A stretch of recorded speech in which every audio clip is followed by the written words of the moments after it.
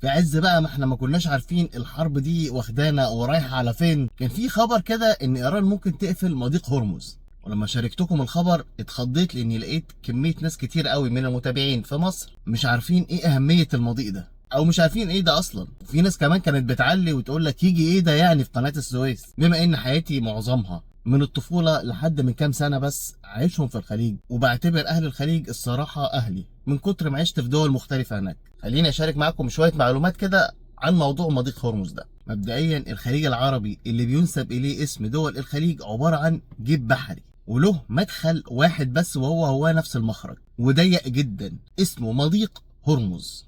المضيق ده بيشرف عليه دولتين، من الشمال ايران طبعا، ومن الجنوب ناس كتيره متخيله انها الامارات. لكن لو ركزت شويتين كده في الخريطه هتلاقي ان الحته اللي فوق دي تبع سلطنه عمان، على الرغم من انها مفصوله جغرافيا عن السلطنه. وحط بقى تحت سلطنه عمان دي خطين ثلاثه. ليه بقى؟ في الغالب لما بيكون في مشاكل بين دول الخليج وايران بتلاقي سلطنه عمان هي اللي بتتوسط للصلح بينهم، لان كلنا عارفين ان معظم المشاكل ان ما كانش كلها بتنبع من نفس الفكره، مشكله فرق المذاهب. ايران معظم اهلها على المذهب الشيعي، والخليج معظم اهله زي حالتنا على المذهب السني. اما السلطنه بقى فمعظم اهلها لا هم السنه ولا هم الشيعه، عندهم مذهب تاني اسمه المذهب الاباضي.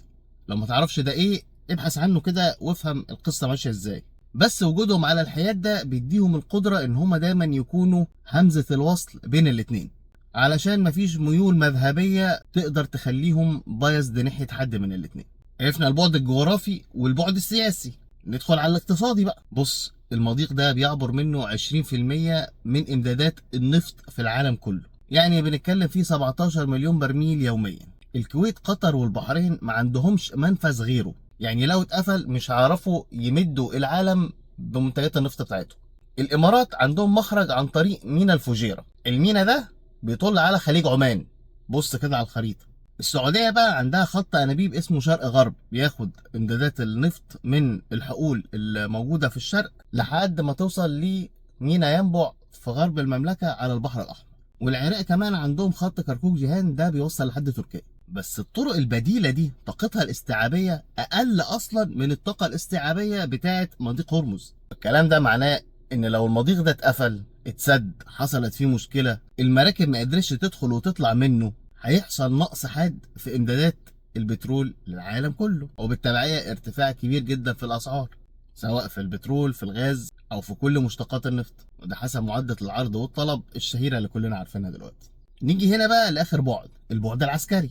والمضيق ده يعني بيتقفل ازاي؟ له باب كده يعني بيقفلوه ولا ايه؟ اضيق نقطه في المضيق ده تقريبا 40 كيلو، يعني حرفيا لو وقفت فيه هتشوف الناس اللي في ايران. وعلى فكره بيتقفل بطرق كتيره، يعني لو اتضربت سفينه واحده بس معديه خلاص كده المضيق ده اتقفل.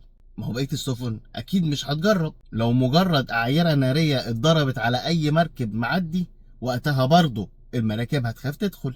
ممكن غواصه تلبت في الدوره لاي حد معدي وتشلوحه، خلصنا كده برضه. ولكن الطريقه الاسهل والاسرع ان مركبه صغيره كده تعدي في ال 40 كيلو وتقعد ترمي الغام بحريه، خلاص كده تسد يا معلم.